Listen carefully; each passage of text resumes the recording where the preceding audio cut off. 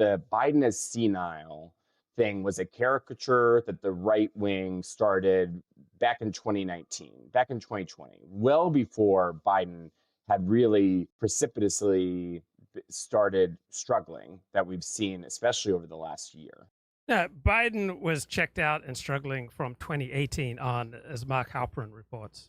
And so there was this sort of, I think Democratic Party blue jersey team thing where like anything about the age was just a Was bad right-wing faith. misinformation. Yes, a bad faith.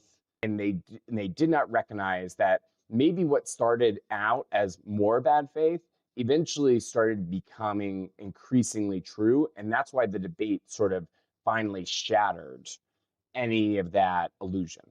I want to talk about the way journalists covered this in a second and why the most obvious story in the world seemed to be so uncovered until it now has sort of exploded into view. But let's stay for just a second on what's happening right now, because if you read different headlines, you get very different pictures. Biden's press secretary just said an hour ago he's clear-eyed and he's staying in the race. He's absolutely not withdrawing.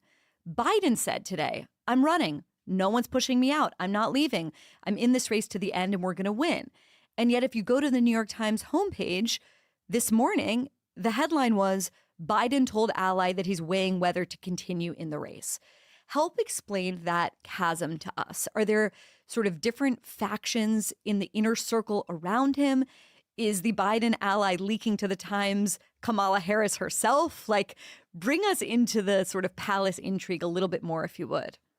I have no idea what that was Katie Rogers, New York Times. I don't have any idea what her sourcing was. What my sourcing is basically that Biden recognizes that this is finally, I don't know if he recognized it the first 72 hours, but Biden does recognize now that this is a potentially existential event, that this could be the end of his presidency. And I think in conversations, he has basically expressed that he knows that the next week is critical. Yeah, that's significant. It's finally getting through to Biden that he'll have to perform within the next week or step down. And so now you're finally seeing him out there saying, yes, I'm in it. I'm in it.